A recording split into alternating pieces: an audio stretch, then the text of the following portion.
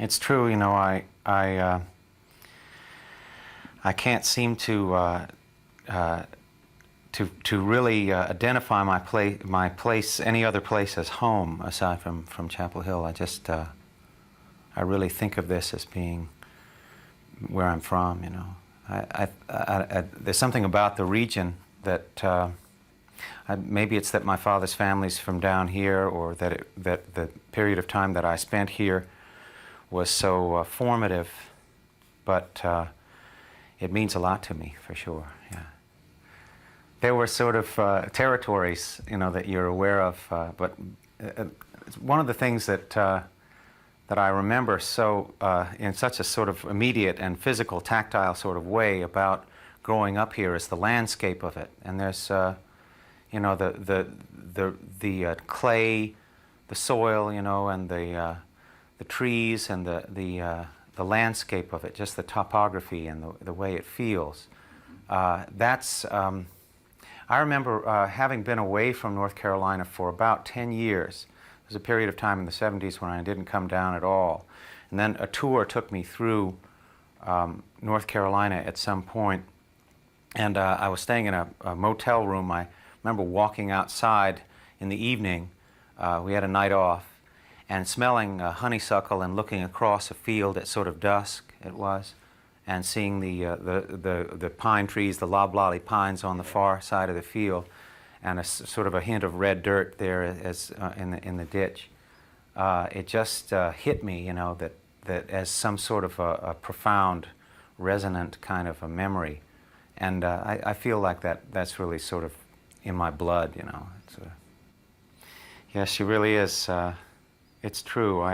My appreciation of her sort of unique individual talent has continued to increase. As I get some distance on what it was like for her in those days, and really what a creative and energetic thing she did here in Chapel Hill. She was raised in Newburyport, Massachusetts, and this was a very adventurous thing to do, to move down here with 4 young children and a 5th on the way to start a life down here in Chapel Hill. And it was she really, out there beyond the 15501 bypass there on the edge of Morgan Creek, she really made a statement there with that sort of Frank Lloyd Wright inspired house and the gardens and around it, and her greenhouse and the furniture that she chose to put in it and the artwork and stuff. And I think also that, she would take us up to New York City, and sort of little parties of us would go up there to take in some theater or a museum, or she was always sending us on some,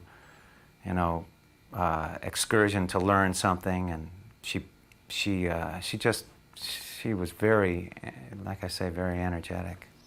I think it really is true. I owe an awful lot to her. It's true, when I was talking earlier about that sort of visceral kind of memory, the time I wrote that song, I wrote it in two different episodes of writing it. One was in London. I was working with the Beatles. I'd been signed by Apple Records, which was their label. It was 1968. It was an amazingly exciting time to be. They were recording their White Album at Abbey Road. At Trident Studios at the time. And I was working also sort of in the interstices, in between when they were in the studio. I'd go in and cut a couple of tracks, and McCartney played on one song, and Harrison sang on another one.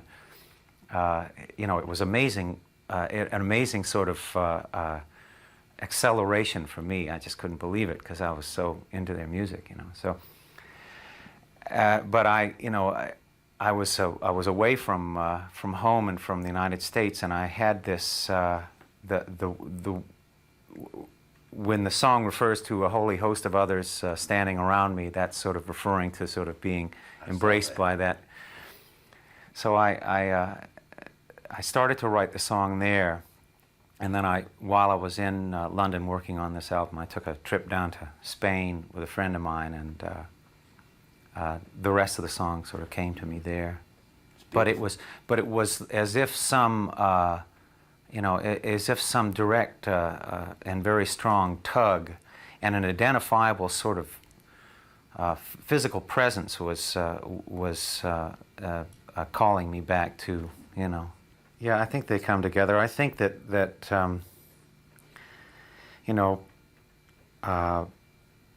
I usually answer that by saying that it's not a controlled process. I don't really have much direction over it. It always happened as a kind of subliminal kind of a thing, that just occurs. And the main thing with me about writing music is to give myself enough time to let that thing happen, because now with a much fuller life than I used to have, a lot of things can happen to crowd it out and just to preempt that time that's needed to write. But I think that lyrics and music are sort of cadence to language. When you hear little children when they're pre-verbal, they sound like they're talking, but they're just expressing the rhythms of language, before there's anything. I mean, it may mean something to them. Without a question, it does, and it's probably much more valid than what we spout all the time. But at any rate, you can hear that sort of cadence in it. And I think that somewhere in the back of my brain I have a musical language connection that sort of comes up with both of these things at once. So typically what happens is that there will be an initial sort of iteration of a song that'll get some distance into writing it, and that's sort of a gift. It just sort of occurs as if it's delivered on your doorstep, and then I have to go back and work at it to get the rest of it to finish up. Well, I personally feel as though the world is on the edge of a transformation from one type of human activity to another, or one way of organizing human activity to another. And I think it's approaching a sort of global synthesis. I think that it has to do with the numbers of people who are on the planet. I think that, and also with global communication and just kind of a saturation of the planet. And I think that what looks like a very confused period, that's what this feels like to me, will turn out to be, in retrospect, to be a period of transition into a more, if not a more stable phase, just a more sort of realigned phase, if that makes any sense at all. I think people are looking for, a lot of people are looking for representation in the sort of global consciousness. I think so. It's partially. I mean, mostly I write from a very personal point of view, and my songs are personal expressions. Even when they have more political or global themes, there's still a personal take on those things. But because that's just that's my style. But I'm very, I find that this is a fascinating time to live. On the other hand, if you had lived in Germany, for instance, and between the two world wars, I think things would have looked particularly apocalyptic then too, or in Japan just after the Second World War. So I think that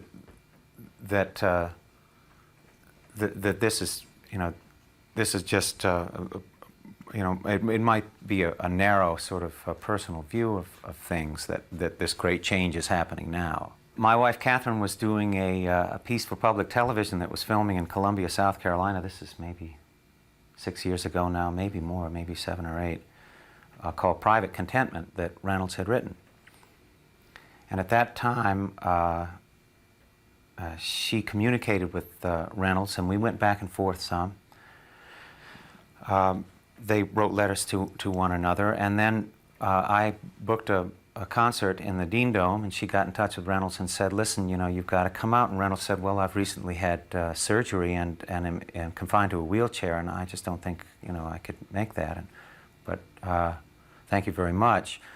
and maybe we can get together and visit. Well, but Catherine called back and said, well, you know, we'll just figure it out. We'll make it work out. And James has a lot of people who can sort of help us out and stuff. So he came out to the show, and you know, we hit it off immediately.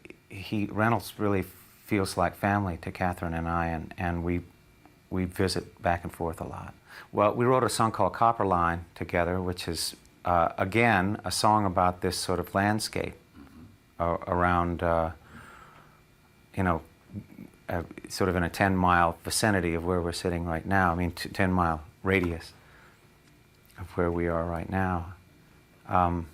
Some of it is fictional and some of it is sort of true, but it basically just talks about this idea of remembering a landscape that you live in and sort of connecting your thoughts and your memories with a physical space. Well, you know, it comes and goes, but yeah, sure. It's a cyclical thing. I typically will start by a period of trying to write some songs and assemble them into the sort of unit of work in my line of endeavor is an album, record album. It's about 12 songs. When I get that together, we go into the studio and make an album, and then that will be followed by about 1.5 years or 2 years of touring, you know, and that'll happen, and there'll be one big 6-month stretch that'll eat up a summer, you know, from a spring to a summer to a fall, and then little isolated bits of work in between, and some benefits here and there, or maybe some, you know, new things. You got to make a video if you can scrape the money up for that, or we'll film a concert or try to figure some way to promote it without humiliating ourselves too terribly. And so that's the way. There are slow periods and then intense periods of work. So, yes, that'll do it. We're recording this tour to try and make a live album, and that's then I'll go into the studio and try to assemble that with my co-producers.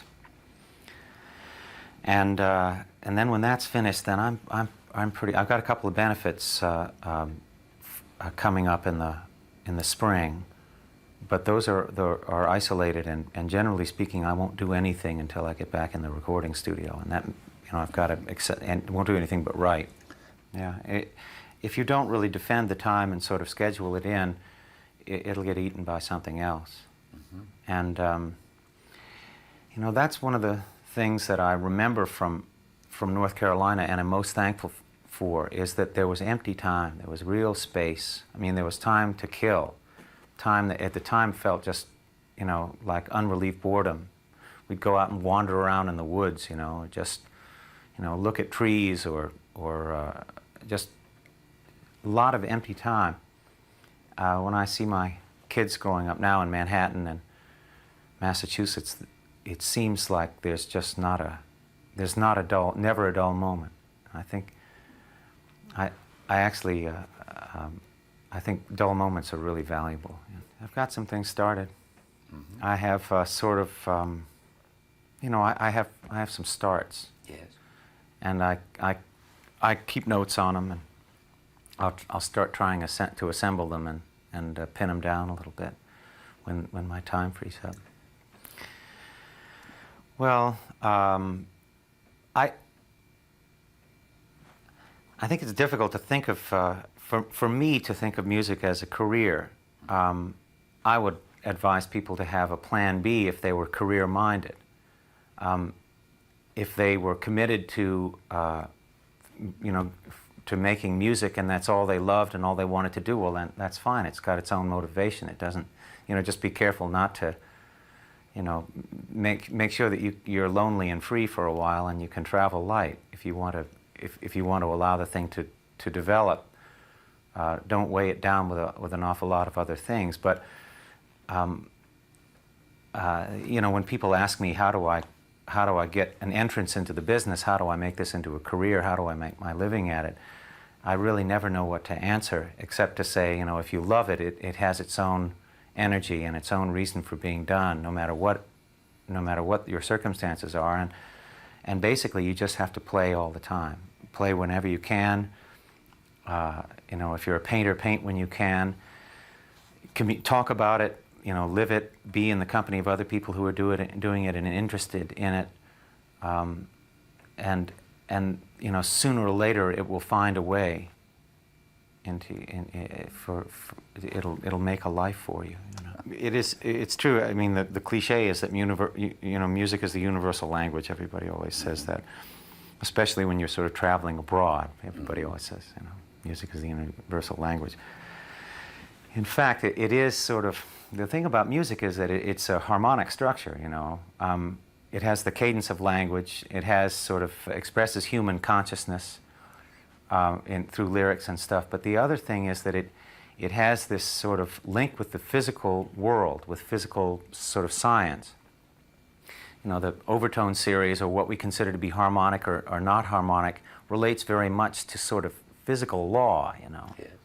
And so it really connects us with the cosmos, you know, you know, the same things that make the same laws that affect whether or not something is harmonic to us affect the orbit of a comet, you know, or the spectrum of light as it manifests as color to us. And there's something, you know, profound, you know, and it's pre-verbal and it's pre-conscious. I mean, animals Sure. love music, you know. So we were in Europe in May. We're overdue to play South America and Asia again. So my guess is that'll be in the next round of the next campaign. will take us there. The thing about it is that you want to stay current with it. You want to listen to it every night, the sort of reference tapes that we make from the board every night, so that you don't get swamped by it, because it's a lot to wade through all that stuff. And yes, it'll take a lot of editing. We started in Portugal, we played Spain, we played in a lot of jobs in Italy. We're popular in Italy. Played Hamburg and Paris and London. We did do well there. England is good for us. You know, there's something about North Carolina as a region. Maybe other people feel this about Indiana or Kansas, I don't know. But it just feels as though it's an identifiable region, you know, that it is a real place. That it hasn't, maybe it's that it hasn't been swept by the same drastic economic changes or changes in population and stuff. But it really feels like an identifiable zone.